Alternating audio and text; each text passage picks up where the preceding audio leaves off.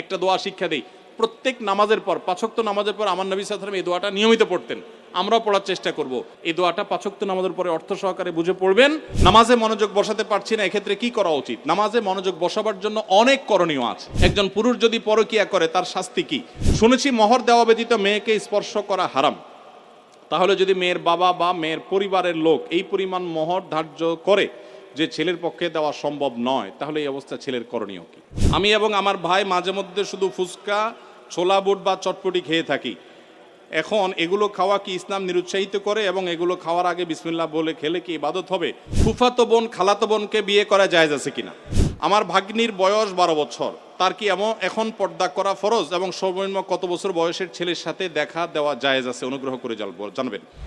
শুনেছি মোহর দেওয়া ব্যতীত মেয়েকে স্পর্শ করা হারাম। তাহলে যদি মেয়ের বাবা বা মেয়ের পরিবারের লোক এই পরিমাণ মোহর ধার্য করে যে ছেলের পক্ষে দেওয়া সম্ভব নয়, তাহলে এই অবস্থা ছেলের করণীয় কি?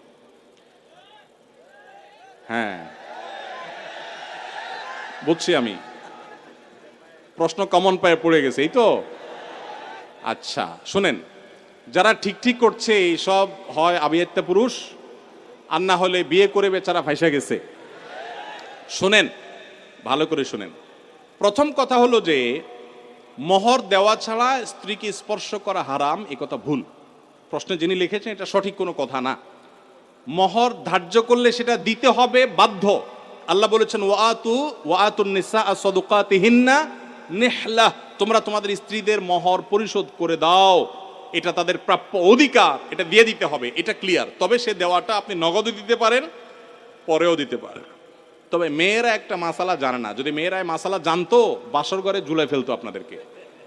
মাসালাটা হলো, যদি কোনো মেয়ে দাবি করে যে মোহর যা ধার্য হয়েছে, আপনি আমার স্বামী, সবই ঠিক আছে, আগে মোহর ফেলেন তারপরে সামনে আগান, এটা যদি কোনো মেয়ে বলতে চায়, ইসলাম তাকে সম্পূর্ণ সেই অধিকার দিয়েছে। কিন্তু আমাদের সমাজে মেয়েরা মাসআলা আমার কাছে শোনার পরও বলবে না। এটা কেন বলবে না? কারণ আমাদের সমাজে পুরুষগুলো এমন রাক্ষসের মতো এবং এমন জালিম, এমন অত্যাচারী, বেশিরভাগ, সবার কথা বলছি না, যে এই কথা যদি মেয়ে বলে বাসর রাতে, ঠিক আছে স্বামী সবই ঠিক আছে, আপনার সাথে আমার বিয়ে হয়েছে, সব ঠিক আছে, মোহর ধার্য হয়েছে, এটা আমার প্রাপ্য, আল্লাহ কোরআনে বলছেন, অতএব এটা দিয়ে দেন। ছেলে বাসর তুইয়া পালায় দৌড় দিবে, বলবে এই মেয়ে বাসর রাতে এখনই অবস্থা করতেছে, আল্লাহ জানে আমারে কোথায় ঝুলায়। ঠিক না ঠিক? অথচ এটা ঠিক না। সব কথাই তো ঠিক ঠিক বলেন। এই ওয়াজ মাহফিলের একটা সমস্যা হলো, ঠিক হলেও ঠিক, ঠিক না ঠিক? এটাও ঠিক। আচ্ছা যাক, শুনেন, নবী করিম সাল্লাল্লাহু আলাইহি সাল্লামের মেয়ে, ভালো করে শুনে রাখেন, নবী করিম সাল্লাল্লাহু আলাইহি সাল্লামের কন্যা ফাতেমা রাদিয়াল্লাহু তাআলা আনহা, তার বিয়ে হয়েছে কার সাথে? আল্লাহু আকবার, আলী রাদিয়াল্লাহু তাআলার মতো ইসলামের খলিফার সাথে তার বিয়ে। ফাতেমা রাদিয়াল্লাহু তাআলা আনহা তার বাবা নবী করিম সাল্লাল্লাহু আলাইহি সাল্লামকে বলেছেন, বিয়ে হয়েছে আব্বা ঠিকই আছে, বাট আমার দাবি হলো মোহর যেটা ধার্য হয়েছে সেটা যেন আমাকে আগে পরিশোধ করে দেওয়া হয়। আজ আমাদের সমাজে মেয়েদের সে অধিকার দেই আমরা? এই সমাজের সবচেয়ে বেশি অবিচার আমরা পুরুষরা মেয়েদের প্রতি করে থাকি। বিয়ে করেছেন আর মোহর পরিপূর্ণ পরিশোধ করছেন, এরকম বাপের বেটা যারা, তারা হাত তোলেন। কয়টা বাপের বেটা দেখছেন এখানে? হাত গণেন তো, কয়টা হাত? লা হাওলা ওয়ালা কুওয়াতা ইল্লা বিল্লাহ। স্টেজেও হাত উঠে নাই, নামান, ইজ্জত বাঁচান। উঠছে মানে অল্প স্বল্প উঠছে, আমি সবার কথা বলছি না। আমি দিয়ে দিয়েছি আলহামদুলিল্লাহ, আমি হাত উঠেছি। কিন্তু শুনেন, বাকিরা হাত উঠেছেন তার মানে কি সব অবিবাহিত? মোটেই না। কিন্তু মোহর দেন নাই। মোহর যদি ধার্য হয়ে থাকে তাহলে সেটা দিতে হবে, কথা ক্লিয়ার। মোহর না দিলে স্ত্রীকে সেটা হারাম হবে, হারাম। আপনি পাওনাদারের পাওনা না দিলে যেরকম হারাম হয়, স্ত্রীর মোহর না দিলে সেটা গুনাহ হয়। হ্যাঁ, পাওনাদারের পাওনা যেরকম আপনি সময় নিয়ে তার কাছ থেকে 1 বছর 2 বছর পরেও দিতে পারেন, স্ত্রীর মোহরটা এরকম পরে দিলেও আদায় হয়ে যাবে। বাট যদি না দেন, মেরে দেন, যে আর স্ত্রীর আর কি দিবে, সেটা আমার ঘরওয়ালি, তাহলে কিন্তু আপনি ধরা খেয়ে গেছে। কথা কি বুঝে আসছে? অনেক আমাদের দেশে মেয়েরা এত সহজ সরল। অনেক ছেলে আছে এমন বাটপারের বাটপার, বাসর রাতে বউরে বলে, দেখো এখন মোহর তো ধার্য করছে মুরব্বীরা 10 লাখ, আমি তো 20,000 টাকা বেতনে চাকরি করি, কোত্থেকে দিব এত টাকা? তবে আল্লাহ যদি বাঁচায় এই তো কয়দিন পর ইটালি চলে যাব, কত টাকা আসবে সবই তো তোমার।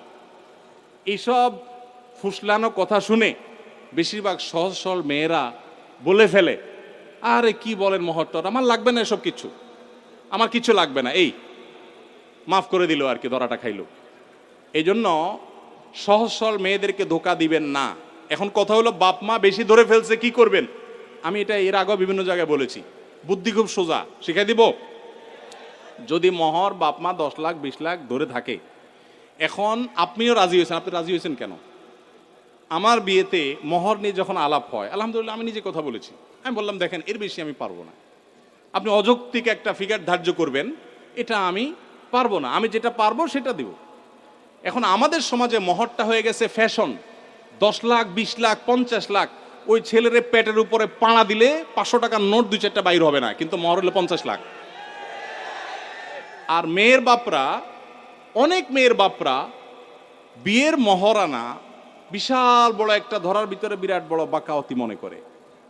অনেক মেয়ের বাপরা এরকম করে। হাদিস শুনেন মেয়ের বাবারা, নবী সাল্লাল্লাহু আলাইহি ওয়াসাল্লাম বলেছেন, ইন্না আযমান নিকাহি বারাকাতান আইসারুহা মাউনা, সবচেয়ে সেই বিয়েটা বরকতময় হয় যেই বিয়েতে মহর সবচেয়ে কম হয়। ভালো করে শুনেন মেয়ের বাবারা, যেই বিয়েতে মহরের পরিমাণ কম ধরা হয় সেই বিয়ে বেশি বরকতময় হয়। আমি এর আগেও বিভিন্ন মাহফিলে চাক্ষুষ হাজির করেছি, যারা মুরব্বী আছেন এখানে খবর নিয়ে দেখেন 10 টাকা 15 টাকা 20 টাকা মহর ধার্য করা হয়েছে। আপনি বলবেন সে আমলের 15 টাকা, বুঝলাম সে আমলে 15 টাকা, এখনকার 15,000 টাকা বা 1.5 লাখ টাকা, এর বেশি তো না। তখনকার 15,000 এখন 15 কোটি সমান তো আর না, কিন্তু তখনকার ওই 15 টাকার বিয়ে যতটুকু টিকছে এখন 50 লাখ টাকার বিয়ে অতটুকু টিকে না। অনেক বাপমা মনে করে এটা বোধহয় বিয়ে টিকানোর একটা উসিলা, এই জন্য যত বেশি ধরবো বিয়ে তত টাইট হবে। না, এগুলো সঠিক কথা না। এটা প্রথম কথা। দ্বিতীয় কথা হলো 15 লাখ 20 লাখ 10 লাখ 50 লাখ বাকাওয়াতি করে জাহির করলেন, আপনার মেয়ে 1 টাকাও পাইল না। মানে কি? যতটুকু ধার্য করা হবে ততটুকু দিতে হবে। এই জন্য ছেলেরা যদি কোনো কারণে মুরব্বীদের কথা ফুসলানিতে পড়ে আপনি রাজি হয়ে থাকেন, রাজি হয়ে গেছেন 20 লাখে সই করে দিয়েছেন, রাজি হয়ে গেছেন, এখন আপনার বাঁচার উপায় আছে একটা, হয় পুরা টাকা আদায় করে দিবেন, আর না হয় বইয়ের কাছে একটা দরখাস্ত লিখবেন। কি লিখবেন? দরখাস্তে লিখবেন, বরাবর প্রিয়তমা স্ত্রী, বিষয় মহর মওকুফের আবেদন, যথাবিহিত সম্মান প্রদর্শন পূর্বক নিবেদন এই যে আমি অমুক অমুক আপনার নাখান্দা স্বামী বিবাহের সময় মুরব্বীদের পীড়াপিড়িতে রাজি হয়ে এত টাকা ধার্য হয়েছে, আমি রাজি হয়ে গিয়েছিলাম, তখন বুঝি নাই যে এটা দিতে হবে, এখন যেহেতু জানলাম এটা দিতে হবে আর এত টাকা দেওয়ার ক্ষমতা আমার নাই, আমি গরিব মানুষ, অতএব অনুগ্রহ করে আপনি সেখান থেকে কিছু কমায়া দিয়া বাধিত করিবেন। স্ত্রী যদি সেই অ্যাপ্লিকেশন গ্রহণ করে বলে ঠিক আছে তুমি গরিব মানুষ যাও 50% মাফ করে দিছি বা 40% বা 90% মাফ করে দিছি, ঠিক আছে এত দাও বাকিটা মাফ, তাইলে আপনি মাফ পাবেন। আর যদি স্ত্রী মাফ না করে তাহলে বলবেন ঠিক আছে আমি আপনার থালা বাসন কোসন ইত্যাদি ধুয়ে দিব, এটার বাবদ আপনি কিছু মাফ করে দেন। মানে খোলাসা কথা হলো যেভাবেই হোক স্ত্রীর কাছ থেকে আপনাকে মাফ আদায় করতে হবে। চেষ্টা করবো তো আমরা সবাই। মহর আদায় করা ছাড়া কোনো মানুষ যেন মারা না যায়। সবাই দিবেন তো ইনশাল্লাহ? মহর আদায় করে দিবেন। বেশি হয়ে থাকলে স্ত্রীকে বুঝান, আমি যদি একটু রসিকতা করে বলেছি, আপনি বুঝান স্ত্রীকে, দেখো বেশি হয়ে গেছে, তুমি তো দেখতেছো আমার অবস্থা, এখন তুমি একটু স্যাক্রিফাইস করো, আন্ডারস্ট্যান্ডিং করেন। সে যদি কমায় দেয় তাহলে সেটা জায়েজ আছে, কোনো অসুবিধা নাই। এই জন্য কাঠি কিন্তু বইয়ের হাতে, যাদের মহর বেশি ধরা হয়ে গেছে বইয়ের সাথে বেশি তাফালিং করবেন না, নরম নরম সুরে মাফ করায় নেবেন অন্তত। আমি এবং আমার ভাই মাঝে মধ্যে শুধু ফুচকা, ছোলা বুট বা চটপটি খেয়ে থাকি। এখন এগুলো খাওয়া কি ইসলাম নিরুৎসাহিত করে? এবং এগুলো খাওয়ার আগে বিসমিল্লাহ বলে খেলে কি ইবাদত হবে? যে কোনো খাবারের শুরুতে বিসমিল্লাহ বলবেন, কিন্তু ফুচকা চটপটি বা যেটাই খান দেখবেন এটা স্বাস্থ্যসম্মত কিনা। আপনি রুগী, আপনার সমস্যা হয় পেটে, আপনি এগুলা খান আর গ্যাস্ট্রিকের ওষুধ খান, এটা আমাদের বেশিরভাগ লোকের অভ্যাস, তাই না? একদিক দিয়ে এগুলা খাবে, চানাচুর ফুচকা খাবে, চটপটি খাবে, আবার খায় কি খাবে? গ্যাস্ট্রিকের ওষুধ খাবে। আমরা স্বাস্থ্য অসচেতন মুসলমানরা। আমার অবাক লাগে যখন জাপান, কোরিয়া এবং পৃথিবীর বিভিন্ন দেশে মানুষদেরকে দেখি, তারা স্লিম, তারা সুন্দর চিকন, আমার অবাক লাগে, তাদের লাইফ স্টাইলটা সুন্নাহসম্মত। তারা এমন কোনো খাবার খায় না যেটা তাদের স্বাস্থ্যকে নষ্ট করতে পারে। আমরা মুসলমানরা উল্টাপাল্টা খাই। নবী সাল্লাল্লাহু আলাইহি সাল্লাম খাবারকে কন্ট্রোল করার শিক্ষা দিয়েছেন। আমরা লাগামহীন খাই, এই জন্য মেদ ভুঁড়ি হয়ে যায়, অল্প দিনে মোটা হয়ে যায়। অনেকে অবশ্য খাওয়ার কারণে মোটা হয় না, জিনগত বা অন্য কারণে মোটা হয়, তাদেরকে আবার দোষ দিয়েন না। কিন্তু আমাদের খাবার ক্ষেত্রে লাগামহীনতা, এটা আমাদের দোষ। এই দোষ থেকে আমাদেরকে বেরিয়ে আসতে হবে। একজন পুরুষ যদি পরকিয়া করে তার শাস্তি কি? পুরুষ যদি পরকিয়া করে কিংবা নারী পরকিয়া করে, শাস্তি একই।